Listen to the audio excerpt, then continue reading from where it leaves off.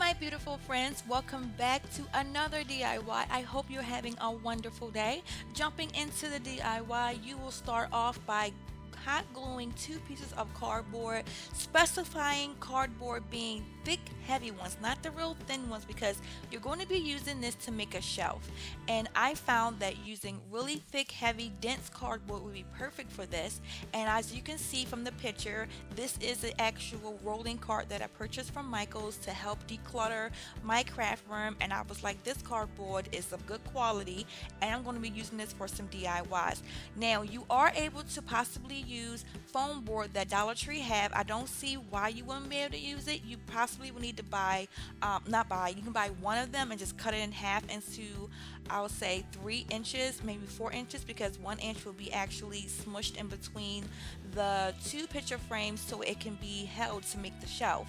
But with using the cardboard, I am using my Dollar Tree ruler to notch out where I'm going to be cutting. Now again, as you can see, this brown piece at the very top, this is what I'm going to be sandwiching in between the two picture frames on top and the bottom, because this is how I'm going to get the stability of my shelf. So you will need to have that. However thick your picture frames is how thick or long that should be.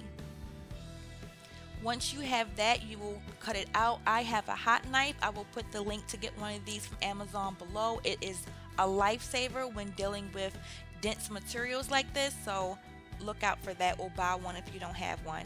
Next, I am taking off my paper that I had drew a fall saying from my silhouette, and this is what I will be using inside of one of the picture frames for a decor. This is totally optional. You don't have to put any kind of sign in a picture frame that you are going to be using. You can put whatever you want, but I like to have one of my pictures to actually have a sign inside of it, which I will change out as the seasons go, or just whenever I want. But again, it's totally optional.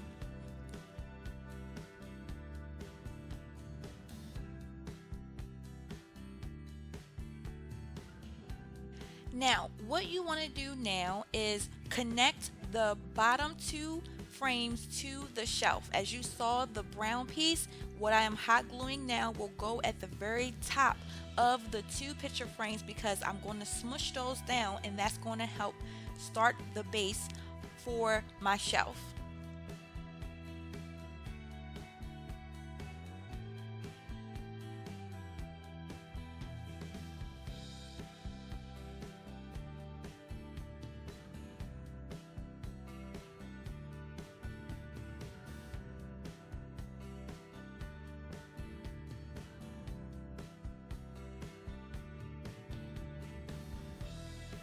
When you glue anything, make sure everything is where it's supposed to be at. Make sure your frames are smushed together tight.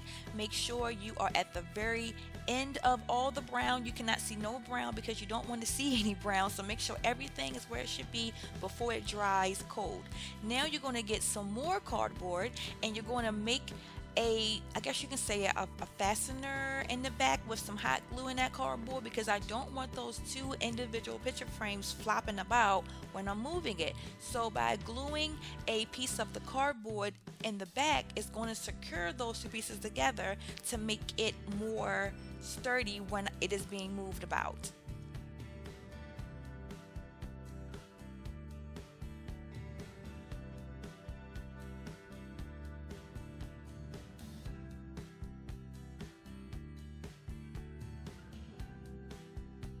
In my design, I want the top two panes to be completely just the panes and no backing, because I want to put flowers up top, and I want the background, which is my wall, to peek through.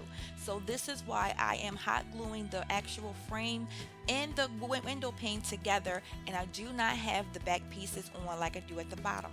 Again, this is totally optional. You don't have to do it this way, but I really feel that having the top piece available to show your background of your walls with some flowers up top will make it just that much more beautiful when you hang it up.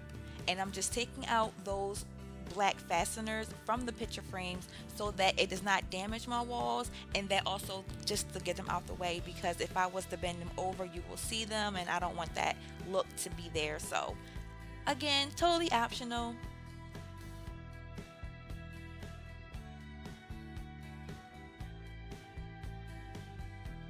I would suggest keeping these black fasteners that you are removing from the picture frames, because I have been utilizing those for things that I would never think about. And it's like these little things come in handy, especially with other DIYs as well. So always find a use for things you are, taking apart, just to help you in future DIYs.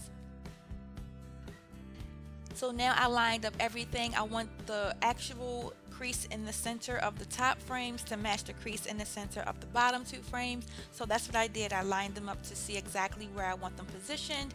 I'm putting a lot of hot glue at the bottom base of my cardboard, and I'm going to be sandwiching them like I said earlier, and putting a lot of pressure because I want them to be sandwiched tight. I don't want no gaps in between the cardboard and the actual frame.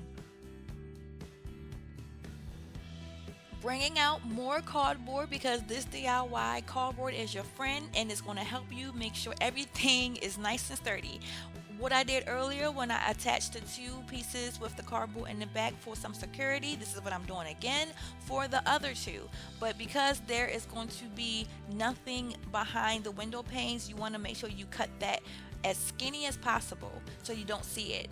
Also, Dollar Tree, with the one I have, sells caulking, and I want to fill in the sides of the cardboard because I want to paint them. And the one thing I do not like is when you paint cardboard, you can see the actual cardboard. I want it to kind of resemble wood when I do paint it brown, and I don't want that cardboard look to be on the edges. So I'm using the caulk to fill in the areas so that it can be as smooth and realistic as possible. I believe you can just use regular white glue, I don't know, possibly Mod Podge, but I just know that with caulking it fills in all the crevices, and it actually worked perfectly for this DIY. So if your Dollar Tree doesn't have caulking, you can use Mod Podge, I believe. And now I am going to be painting the frames. I'm not even showing me doing this, but I want to show like a couple minutes of it because I actually painted a whole nother color. I got this paint from Home Depot's little, what I guess they call it when they mess up a sample or something. It was like 50 cents. The color was horrible, so I took that off. And here are the jars I got from Dollar Tree as well.